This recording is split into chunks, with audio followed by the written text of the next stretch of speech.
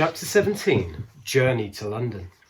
The great yellow wasteland lay dim and milky in the moonlight as the big friendly giant went galloping across it. Sophie, still wearing only her nightie, was reclining comfortably in a crevice of the BFG's right ear.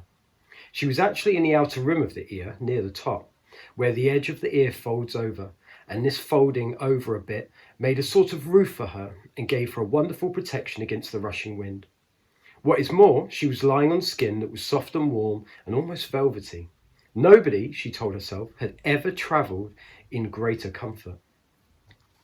Sophie peeped over the rim of the ear and watched the desolate landscape of giant country go whizzing by. They were certainly moving fast. The BFG went bouncing off the ground as though there were rockets in his toes, and each stride he took lifted him about 100 feet into the air. But he had not yet gone into that whizzing top gear of his, when the ground became blurred by speed and the wind howled and his feet didn't seem to be touching anything but air. That would come later. Sophie had not slept for a long time. She was very tired. She was also warm and comfortable. She dozed off. She didn't know how long she slept, but when she woke up again and looked out over the edge of the ear, the landscape had changed completely. They were in a green country now, with mountains and forests. It was still dark, but the moon was shining as brightly as ever. Suddenly, and without slowing his pace, the BFG turned his head sharply to the left. For the first time during the entire journey, he spoke a few words. "Look, quick, over there," he said, pointing his long trumpet. Sophie looked in the direction he was pointing. Through the murky darkness, all she saw at first was a great cloud of dust about 300 yards away. Those is the other giants all galloping back home after their guzzle, the BFG said. Then Sophie saw them. In the light of the moon, she saw all 9 of those monstrous, half-naked brutes thundering across the landscape together. They were galloping in a pack, their necks craned forward, their arms bent at the elbows, and worst of all, their stomachs bulging. The strides they took were incredible. Their speed was unbelievable. Their feet pounded and thundered on the ground and left a great sheet of dust behind them. But in 10 seconds they were gone. "A lot of little girlsies and boysies is no longer sleeping in their beds tonight," the BFG said. Sophie felt quite ill. But this grim encounter made her more than ever determined to go through with her mission. It must have been about an hour or so later that the BFG began to slow his pace. "We is in England now," he said suddenly. Dark though it was, Sophie could see that they were in a country of green fields with neat hedges in between the fields. There were hills with trees all over them, and occasionally there were roads with lights of cars moving along.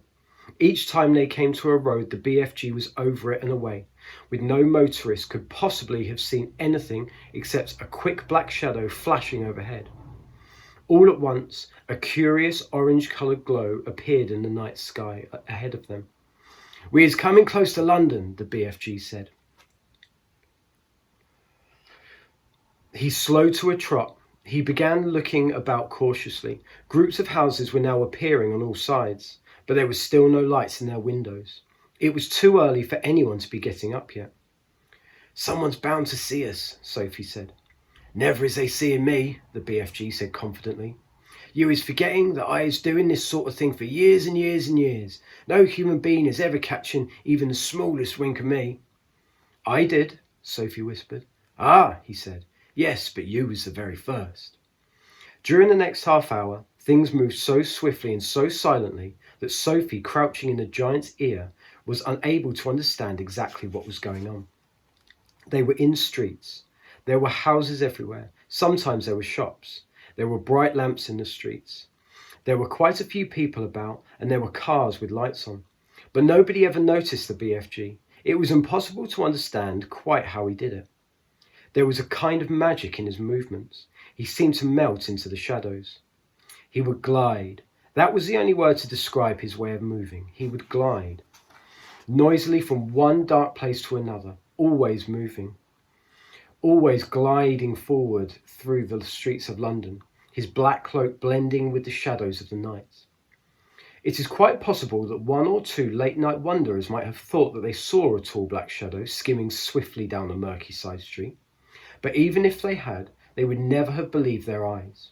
They would have dismissed it as an illusion or blamed themselves for seeing things that weren't there.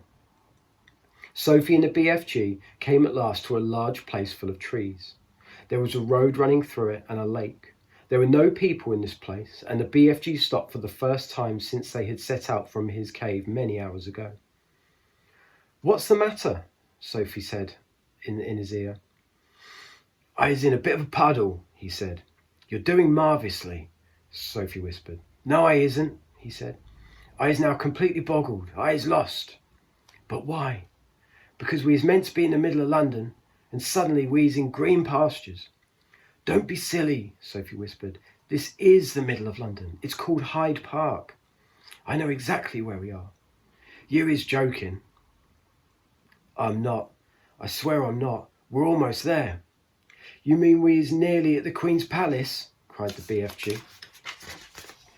"It's just across the road," Sophie whispered. "This is where I take over." "Which way?" the BFG said. "Straight ahead."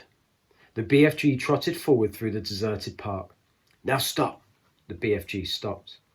"You see that huge roundabout ahead of us just outside the park?" Sophie whispered.